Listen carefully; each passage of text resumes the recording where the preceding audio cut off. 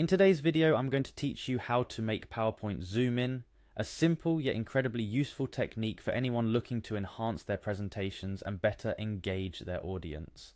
Whether you're preparing for a big meeting, leading a class, or sharing information with friends, mastering the art of zooming in on your slides can truly elevate your PowerPoint game. To start, let's open up Microsoft PowerPoint. This is usually your first step, whether you're working on a new presentation or refining an existing one.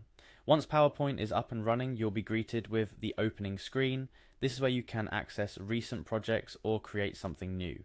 For our purposes, we'll be diving into an existing presentation. So navigate through this opening screen to find and open your file. This might be a project you've worked tirelessly on or a template you're looking to customize for your next big event.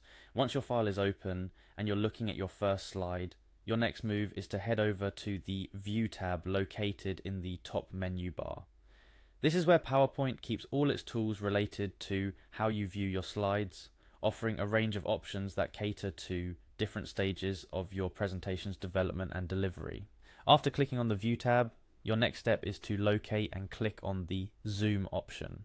This might seem like a small action, but it's your gateway to making your slides look just right. The Zoom tool is essentially your best friend when it comes to focusing on the details or getting a comprehensive view of your work. Upon selecting Zoom, you'll be presented with several magnification options, ranging from as low as 33% to a fit option that adjusts your slide to fit the screen. This is where you get to play around and find the perfect zoom level for your current task. Are you editing small text or fine-tuning intricate graphics? Perhaps a closer look is necessary, and selecting a higher percentage will bring those details into sharp focus. Or maybe you're trying to get a sense of the overall layout and flow of your presentation, in which case choosing fit or a lower magnification could provide you with the broader perspective you need. It's important to mention that finding the right zoom level isn't just about what you're doing right now, but also about what you'll be doing next. For example, if you're preparing to present, you might want to familiarize yourself with how each slide looks from a zoomed out perspective to ensure a smooth flow during your actual presentation. It's all about balancing the need for detail with the need for perspective. Remember, PowerPoint's zoom feature isn't just a tool for editing, it can also enhance the way you present. Knowing how to quickly zoom in and out can make your presentation more dynamic and engaging. Imagine highlighting a specific chart or a bullet point during a live presentation.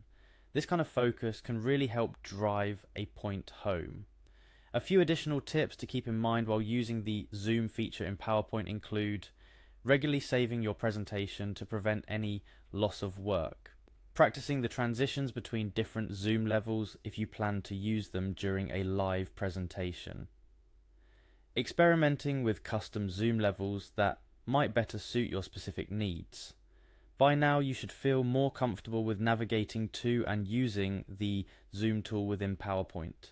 It's a surprisingly simple feature that, when used effectively, can significantly enhance the visual impact of your presentation. Whether you're preparing slides for a classroom, a boardroom, or just about any other setting, being adept with tools like Zoom can make your work stand out. So go ahead, give it a try. Open up that presentation you've been working on and experiment with different zoom levels. See how changing the focus of your slides can change the focus of your audience.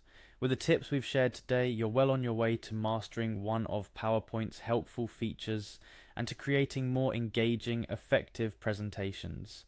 Thanks for watching, and be sure to check back for more tips and tricks to up your presentation game.